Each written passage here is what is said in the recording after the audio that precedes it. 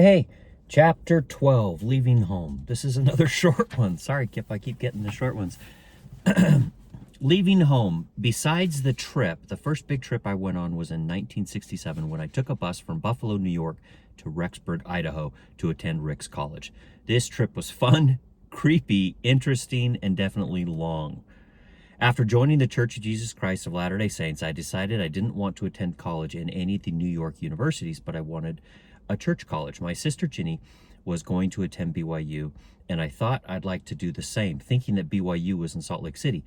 How wonderful that would be to live in Salt Lake City where the prophets live and where the Salt Lake Temple is located. Then horror beyond horrors. I was told BYU was in Provo, a city about 40 miles from Salt Lake. That killed my desire to attend BYU.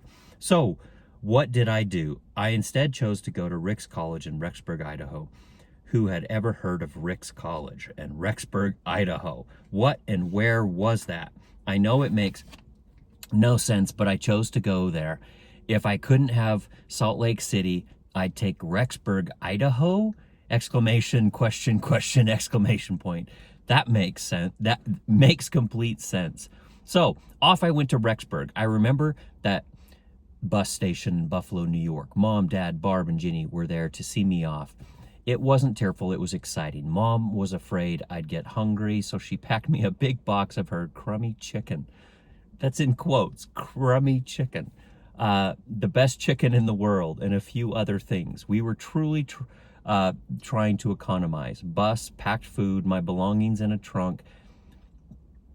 We said our goodbyes, and I was off to Idaho. Ooh, what a cool adventure. Although it was a long trip, I enjoyed it. I kept to myself and ate my chicken. After the third day, I noticed the chicken was beginning to taste a little funny, so I threw away the rest of it. What were we thinking? It wasn't refrigerated or kept in a cooler or anything, but we were frugal. I had planned to stop in Salt Lake and see a friend I had made there when I was in the Hill Cumorah pageant the month before. I had a delay in Salt Lake anyway, and it would be fun to spend some time with her. We had a wedding shower for a friend that I attended with her before she took me back to the bus station. Although I was able to follow through on my plans, I had a little deviation before I met up with her. The last night on the bus, in the middle of the night, I woke up to find a man sitting beside me. He was probably in his this must be where we get to the creepy part. He was probably in his mid-30s to early 40s. Ooh, shady. He was very friendly and wanted to talk to me a lot. He was very interested in my conversion story and little adventure I was on right then. One thing I remember he told me was that he could read people very well. He could tell, pickup line. Sorry, I'll stop.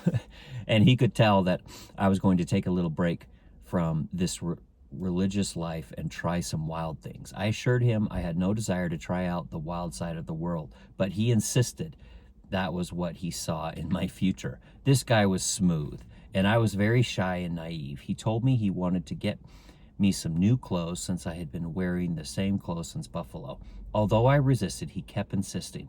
We finally went to ZCMI, where he bought me a new skirt, top, slip, etc. This guy was weird. When I wanted a full slip, he tried to talk me into a half slip. I mean, weird. After he bought my new clothes, he then told me about a hotel room he had where I could shower and change into his clothes. Ooh, red alert. This guy might have been weird, but I was just plain stupid. I agreed to use his shower, but then I told him he'd have to leave the hotel room while I showered. He got the strangest look on his face. I think at that moment he realized he had just wasted his time and his money on a girl who truly wasn't interested in testing out the wild side of the world. After I was dressed, he came back and let me know he had just been called away for some business. So, sayonara, Patty. I went about Temple Square alone and enjoyed the sights until I met up with my pageant friend. After my evening with her, I boarded the bus in Salt Lake and took off to Rexburg. I arrived in Rexburg the next morning.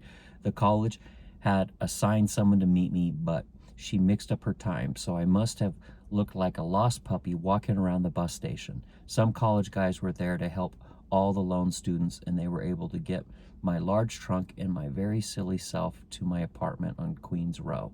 My apartment building was Queen Frederick. I lived in what was called Fred 4, downstairs on the right. Nice. And here is Rick's College Vikings. Mom, be careful. I'm mad at you for not knowing that guy was a creepo, but that's okay. Glad you made it out safe. Love you. Bye.